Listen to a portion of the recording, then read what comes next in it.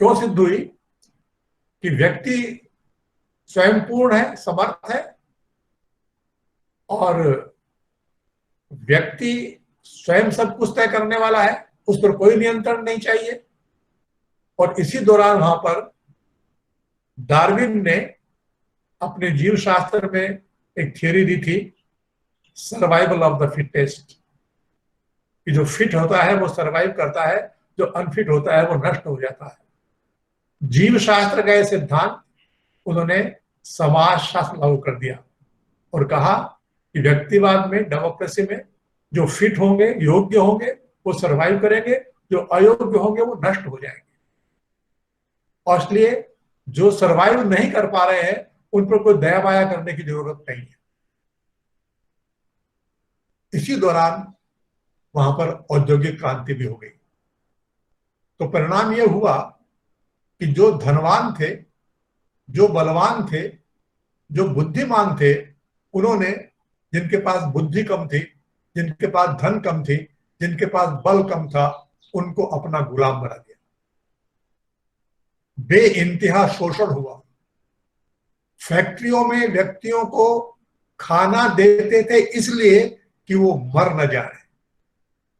विषमता जबरदस्त हो गई।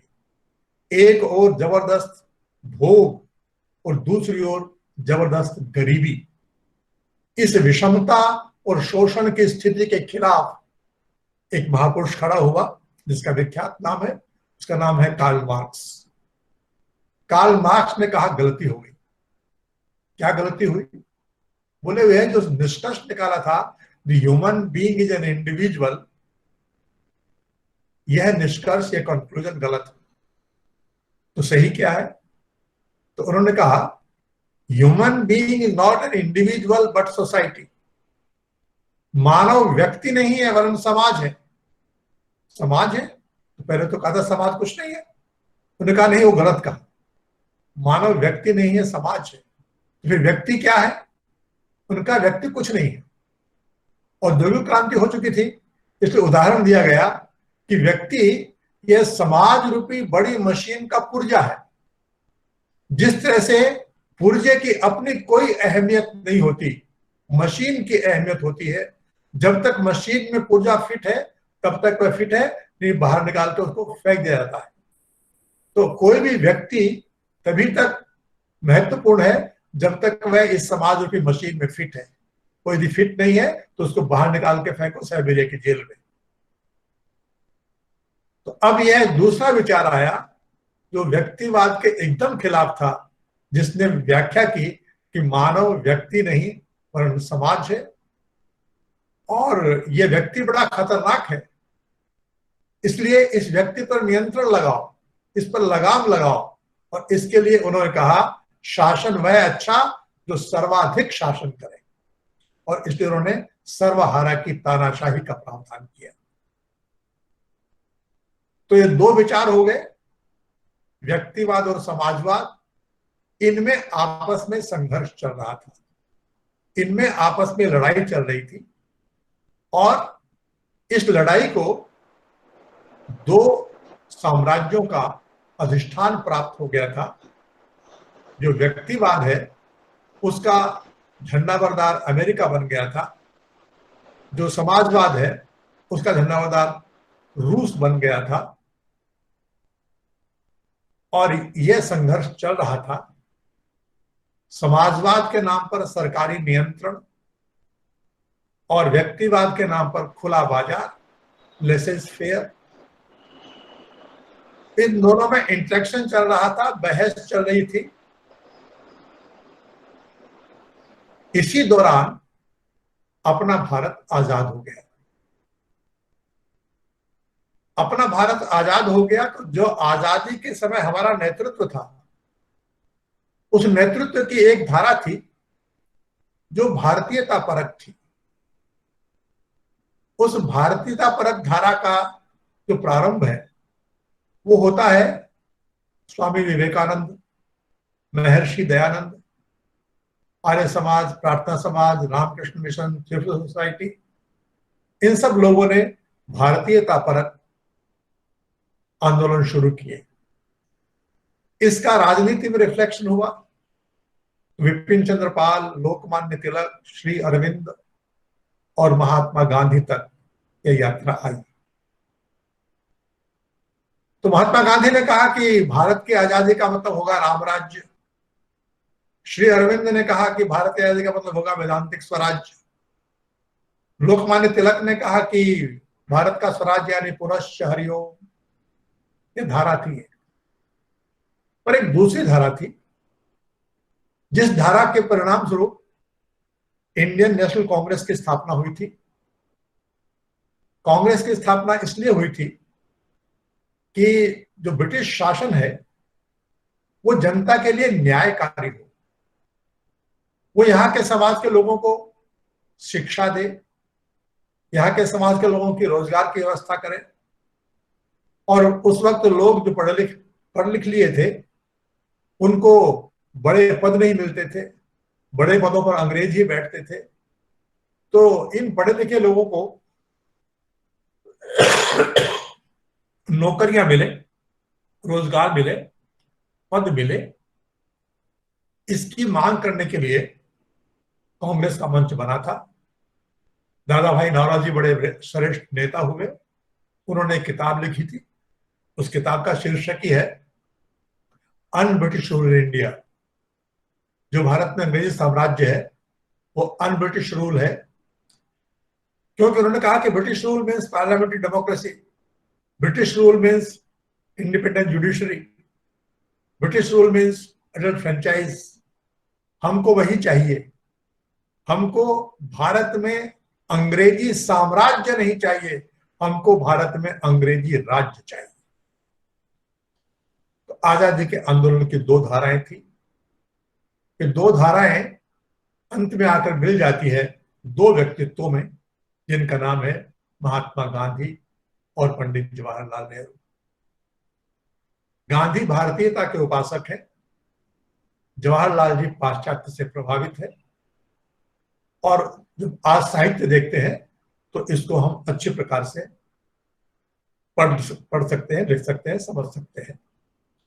और आजादी के आंदोलन में तो नेतृत्व जिनके हाथ में चला गया वे श्री जवाहरलाल नेहरू थे, महात्मा जी तो रहे नहीं।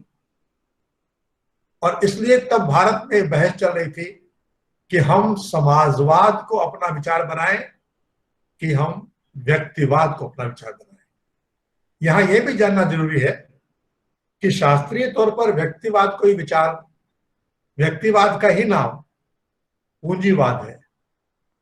व्यक्तिवाद को कार्ल मार्क्स ने पूंजीवाद नाम दिया।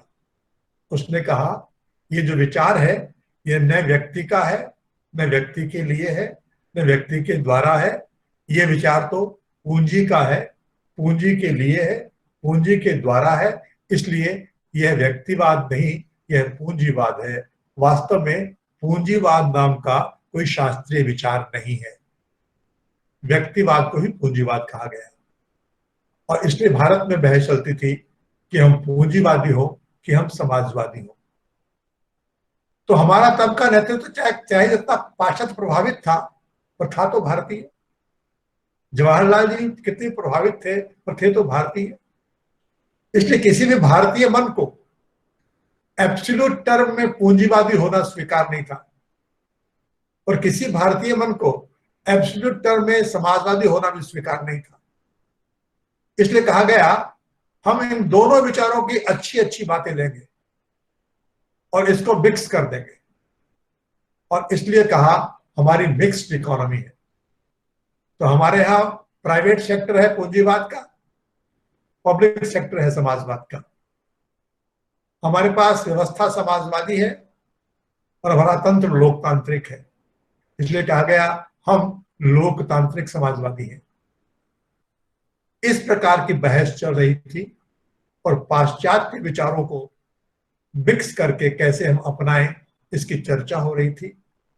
इस चर्चा में इंटरवीन किया, जिसने इंटरवीन किया उस महापुरुष का नाम था पंडित दीनदयाल उपाध्याय। दीनदयाल जी ने कहा कि अभी अभी हमने जिन विदेशियों को भारत से निकाल के बाहर किया है, हमारी ये क्या मजबूरी है कि उन्हीं विदेशियों के विचारों में से हम किसी को चुने। उन्होंने कहा जो पश्चिम के विचार है ये मानव के ही विचार है, मानव ने उत्पन्न किए हैं, लेकिन पश्चिम के विचारों की लगभग 300 साल की बहस है। इस 300 साल की बहस में एक भी भारतीय शामिल नहीं है। ये 300 साल की बहस है जिसमें हजारों विद्वान शामिल हैं, उसमें एक भी भारतीय शामिल नहीं है। तो ऐसी विचार परंपरा जिसमें एक भी भारतीय शामिल नहीं है, ऐसे विचार को हम क्यों स्वीकार करें। और तीसरी बात कही कि ये विचार पश्चिम की परिस्थिति की उपज है। कोई भी विचार परिस्थिति विशेष में पैदा होता है, तो जो परिस्थितियां पश्चिम में थी वो हमारे यहां है ही नहीं, भारत में है ही नहीं। तो ऐसे में उन परिस्थितियों में उत्पन्न हुए विचारों को हम क्यों स्वीकार करें। चौथी बात उन्होंने कही कि ये विचार आध्यात्म के खिलाफ भौतिकता के विद्रोह के विचार हैं। हम भारत में तो आध्यात्मिकता और भौतिकता को कभी लड़ाई करवाते नहीं, हमारे तो लड़ाई होती है नहीं। हमारे धर्म की परिभाषा यह है, यह तो अभ्युदय निश्रेयस संसिद्धि सद्धर्म। जहां अभ्युदय यानी भौतिक उन्नति, निश्रेयस यानी आध्यात्मिक उन्नति, दोनों की सिद्धि होती है, उसे धर्म कहते हैं। तो यह नितांत भौतिकवादी, यह व्यक्ति और समाज को लड़वाने वाला पश्चिम की परिस्थिति में उत्पन्न हुआ, भारत कभी इसमें शामिल नहीं हुआ। इन्हीं विचारों के आधार पर दुनिया में साम्राज्यवाद आया। ऐसे विचारों को ही हम लें, इसकी हमारी क्या मजबूरी है। तब यह सवाल खड़ा हुआ, बहस आई कि इनमें से न ले तो कहां से ले, क्योंकि दुनिया में विचार है ही दो, या तो व्यक्तिवाद है या समाजवाद है, तीसरा कोई विचार तो है ही नहीं। जब तीसरा विचार है ही नहीं तो दो में से लेना पड़ेगा या दो को मिलाना पड़ेगा। तब दीनदयाल जी ने कहा कि ये जो 350-400 साल पुराने विचार की बहस की बात करते हो, 5000 साल से ज्यादा इस धरती पर यह देश जिंदा है, दुनिया की संस्कृतियां आई और खत्म हो गई, यह सनातन है और चली आ रही है। क्या इसकी अस्तित्व के कारण को नहीं जानना चाहिए कि इतने आघातों, इतने प्रत्याघातों के बावजूद यह सभ्यता, यह संस्कृति, भारत यह स्थापित है। क्या यहां यह क्यों स्थापित है, ये क्यों जिंदा है, इसको नहीं जानना चाहिए। और तब पुनः एक सवाल खड़ा हुआ कि क्या भारत कोई संस्कृति है, क्या भारत कोई समाज है, क्या भारत कोई विचार है। कि क्यों मन में आया ऐसा, क्योंकि ये जितने विद्वान महापुरुष थे, इन सबको सिखाया गया था कि इंडिया इज ए सब कॉन्टिनेंट। आज भी जो पढ़े लिखे लोग हैं इस शब्द का प्रयोग करते हैं, इंडियन सब कॉन्टिनेंट, इंडिया इज ए सब कॉन्टिनेंट। क्यों कहा गया ये? इसलिए कहा गया कि भारत कोई विचार नहीं है, भारत कोई समाज नहीं है, भारत कोई संस्कृति नहीं है, भारत कोई सभ्यता नहीं है, भारत की अपनी कोई अस्मिता नहीं है। भारत तो multi racial, multi religious, multi